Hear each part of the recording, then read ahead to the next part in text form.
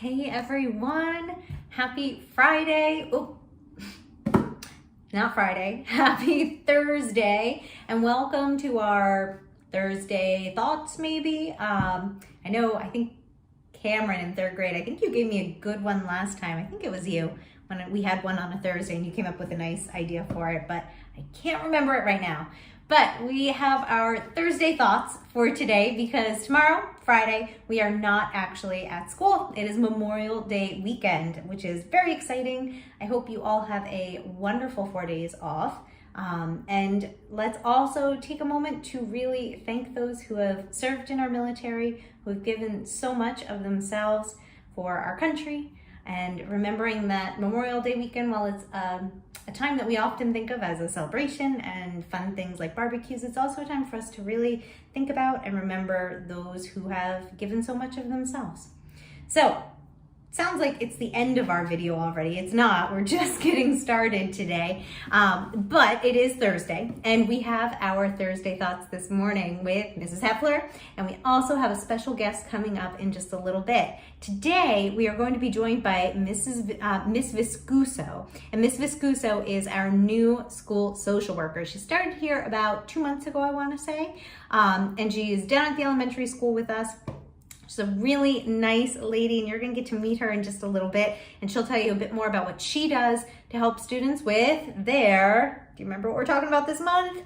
Mental health. So we're going to meet her in a little bit, but for right now, why don't we start in one of the ways that I always like to start. I want you to stop for a moment, and I feel like we haven't done this in a few weeks. I want you to stop for a moment and just kind of take a nicely slow, deep breath in through your nose and out through your mouth.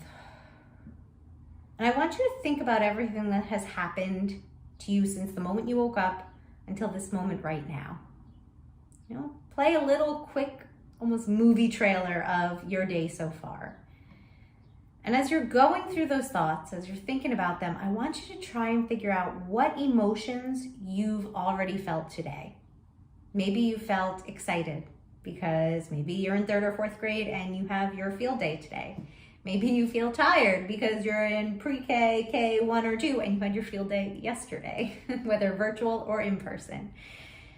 Whatever it is, I want you to really tune into those emotions, okay? And we've been talking about 2 different kinds of emotions this year. We've been using the words comfortable and uncomfortable emotions. So when we talk about something being comfortable, it's almost like that nice, cozy, warm blanket that we feel or when we're hugging someone that we love and trust. Comfortable emotions, they're not good. They're not better than the uncomfortable ones. We just like the way that they feel a bit better. We don't want them to go away typically. When they're in our bodies or in our hearts or minds, we want them to stay. Uncomfortable emotions are the ones that we wish would go away a little bit faster. So the ones like anger, frustration, sadness, worry, anxiety, all of those are those uncomfortable emotions. Again, they're not bad because no emotions are good or bad. They're just ones that we wish would move on a little bit quicker. So tuning in for a moment to what emotions you've been feeling today. Have they been mostly comfortable? Have they been mostly uncomfortable? Are you feeling a mix of both? And that's the craziest thing about emotions. We can be feeling 2 totally opposite ones at the same exact time. And sometimes we might not even realize it. Sometimes we might not even know, wow, I'm feeling really angry right now, until we pause and think about it. Think about it this way. Has anything ever happened to you that was really tiny and small? It didn't actually matter that much, like your pencil breaking or, kind of tripping. You didn't fall or anything, but you just kind of tripped. And it just made you break down, either crying or screaming or yelling or maybe getting angry and hitting something, and suddenly you are realizing, wow, I'm having some really big reactions right now to something that maybe wasn't that big of a deal. And oftentimes that's happening because we've already been feeling an uncomfortable emotion and we just didn't realize it. We just didn't tune into it.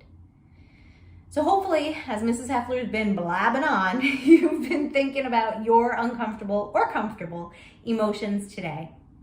And I want you to pause for a moment, and I want you just in your mind to remind yourself that it is okay to feel any emotion. It is okay to feel sadness. It is okay to feel frustration or confusion or disappointment.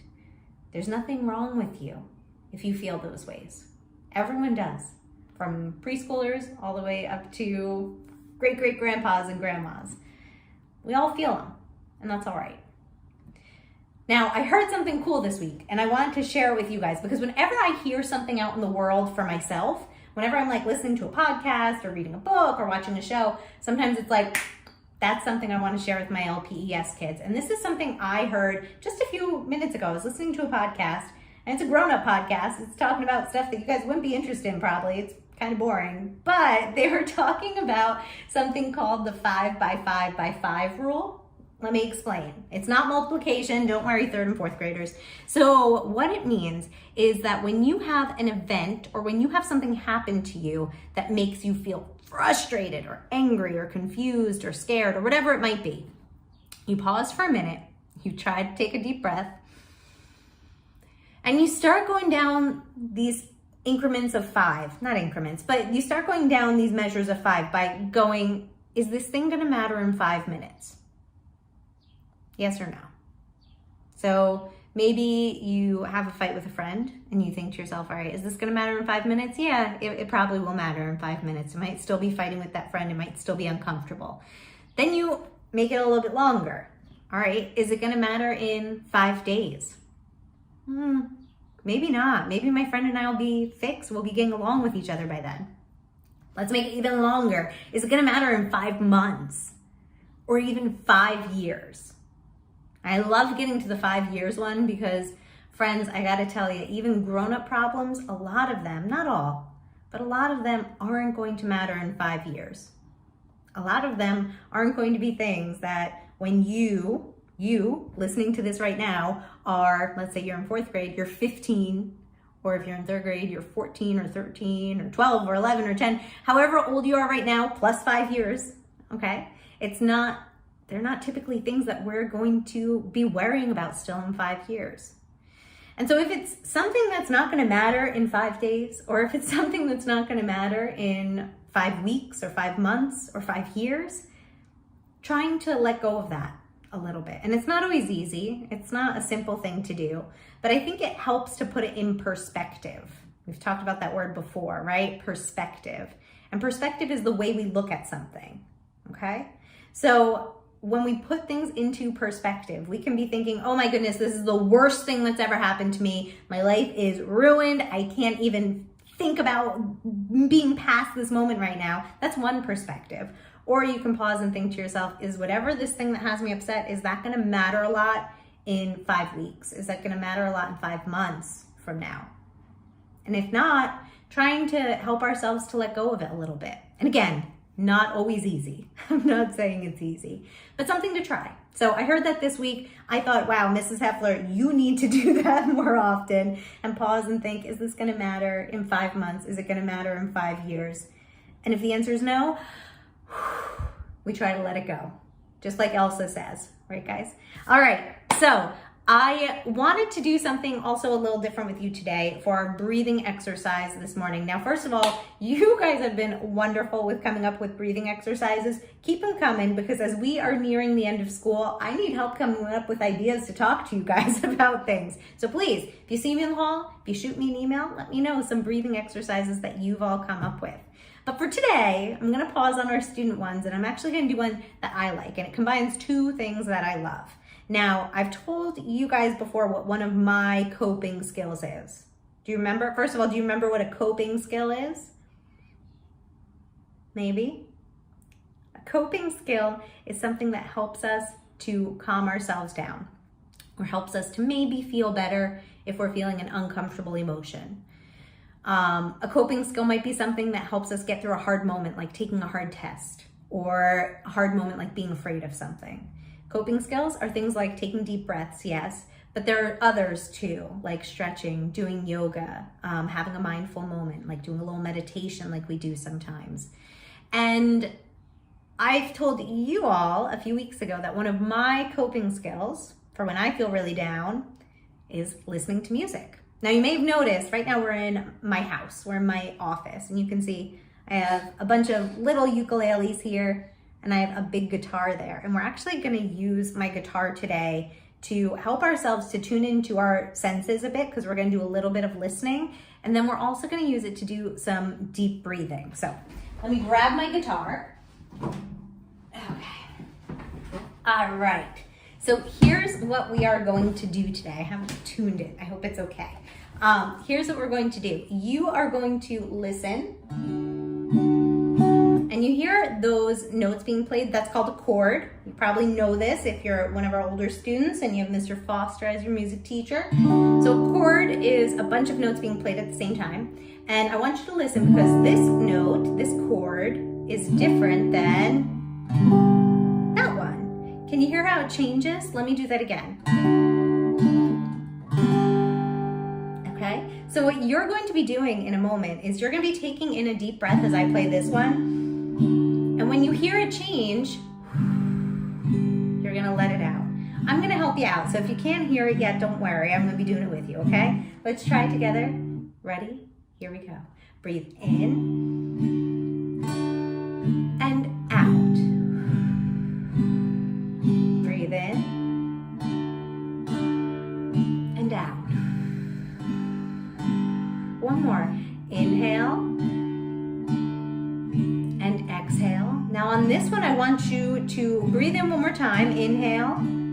When you hear it change, let's hold and breathe out. Let's do that again. Inhale and hold and breathe out. Breathe in, hold, breathe out.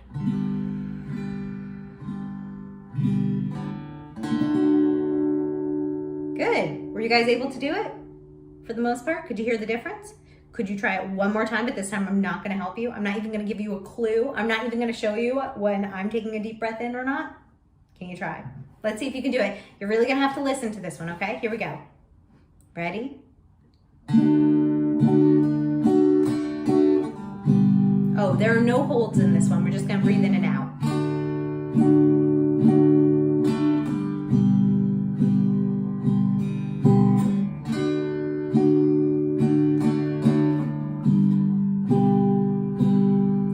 Down a little bit.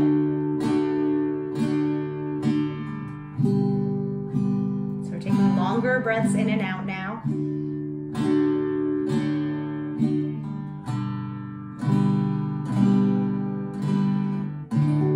Longest ones yet. And relax. Nice job, guys. Nice job, everyone. I hope that you're able to tune into those notes, but also to tune into your body, tune into your breath a little bit. Because remember, we can always rely on our breath. We can always lean back on our breath when we need something to focus on to help us calm ourselves down. So, as I was saying earlier, let me put this back. As I was saying earlier, we have another special guest today. Now, unfortunately, this is our last one because May is about to end, right? After the 4-day weekend, we come back and it is June. Unbelievable. And that means that Mental Health Awareness Month, unfortunately, is over. Because it's over, that means we're going to go back to just Mrs. Heffler probably for the last few. Who knows? Maybe we'll have another guest star on if I have any other takers out there in the universe. But that means that we are very lucky today because we have one final guest star. And if you remember, Mental Health Month, May is Mental Health Awareness Month, and we've been talking to all different mental health professionals, that's a mouthful, in our school district. So you got to meet Mrs. Puri, the middle school counselor. So she does exactly what Mrs. Heffler does, but up at the middle school, which is great because our 4th graders kind of got a little intro to her. Don't worry, you're going to be seeing her again soon, 4th graders. I think she's coming maybe next week, I want to say, to talk to you more.